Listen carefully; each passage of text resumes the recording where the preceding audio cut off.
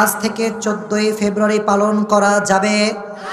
আল্লাহ সবাইকে ফিতনার থেকে হেফাজত করুক, সকলেই পড়া। এই মাসটার নাম কি ভাই? এই মাসে আছে নাকি? বিশ্ব বেহায়া দিবস, বিশ্ব নির্লজ্জ দিবস, নারীদের ধর্ষিতা হওয়ার দিবস। এই দিবস মুসলমান ঘরের সন্তান পালন করতে পারে না। তোমরা এক কাজ করবা, পার্কে যেদিন 14 ফেব্রুয়ারি বের হবে না, এরা হাতে এখন লাঠি নিয়ে বের হবে।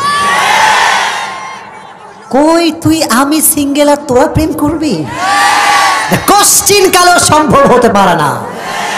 তবে করে মাইটটা দিও না, আমার মানে মারা লাগ না, খালি এমনি হাঁটবা দেখবো এমনি পালাই গেছে। আসলে ভাই, যেখানে বাবারা এখানে এসেছেন যারা, বলতে চাই একটা কথা, 14ই ফেব্রুয়ারি এটা হবে অফ ডে, মানে হচ্ছে আপনার মেয়ে আপনার বাসার এরিয়ায় থাকবে, কোনো প্রাইভেট কোচিং সেই দিন হবে। বলবে মা মা মা আজকে স্পেশাল ক্লাস আছে মা।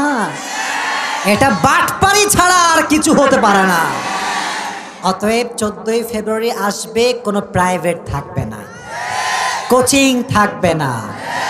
মনে রাখবেন, যদি বলে স্পেশাল ক্লাস আছে, এটা কোনো ক্লাস নয়, এটা পার্কের ক্লাস, এটা নদীর ধারের ক্লাস, এটা রুম ডেটের ক্লাস।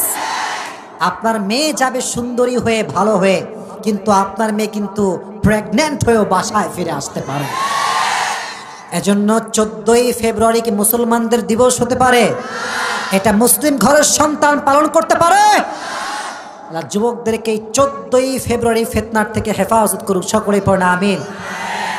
আর একটা সমস্যা আছে, যখন গজব আসে চতুর্দিক থেকে আসে। Chocolate day, kiss day, hug day, rose day. এই চকলেট ডে তুই কই থেকে পাইলি? What is this? মানে ফালতুরও ফালতু এই সব কাজ, ঠিক না বলা? আর যদি এদিকে শোনো, আমি অত না, আগে আমি বলি, তোমাদের যারা ফ্রেন্ড লিস্টে আছে, যদি দেখো হ্যাঁ কোনো পোস্ট করছে চকলেট ডে, হাগ ডে, ওরে আগে আনফ্রেন্ড, না হয় সোজা ব্লক করে দিবা। যে খ্রিস্টানদের সভ্যতা অনুসরণ করবে, সে আমার ফ্রেন্ড লিস্টে থাকার কোনো যোগ্যতা রাখে না। প্রথমে বোঝাবা, না মানলে আনফ্রেন্ড, ঠিক কিনা বলো? অতএব 14ই ফেব্রুয়ারি পালন করা যাবে। আল্লাহ মেয়েদেরকে, যুবকদেরকে বোঝার তৌফিক দান করুক, সকলেই পড়না আমিন। আল্লাহ তাআলা বলছেন, ওয়ামান ইয়াবতাগি গায়রাল ইসলামি দীনান ফালাই ইউকবালা মিন। যে ব্যক্তি ইসলামকে বাদ দিয়ে বিধর্মীদের চিন্তায় শান্তি খুঁজবে, তার কোনো ইবাদত আল্লাহর কাছে অ্যাকসেপ্ট হবে না। and he will be the loser in hereafter। সে হবে কিয়ামতের কঠিন ময়দানে সবচাইতে বড় ক্ষতিগ্রস্তের কোম্পানির ম্যানেজার, ঠিক না বলেন? আরেকটা আয়াত আমি শেয়ার করতে চাই, ওয়ামান ইউশাকিকির রাসূল মিন বা'দি মা তাবাyyana লাহুল হুদা ওয়া ইয়াত্তাবি' গায়রা সাবিলিল মুমিনিনা নুওয়াল্লিহি মা তাওয়াল্লা ওয়া নুসলিহি জাহান্নাম ওয়া সাআত মাসীরা।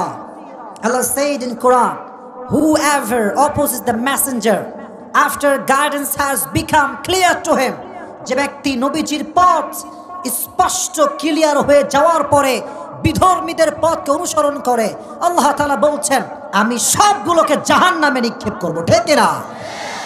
and how much bad destination it is, কতটা বাজে জায়গা জাহান্নাম, এটা কেউ কল্পনাও করতে পারবে না, ঠিক কিনা?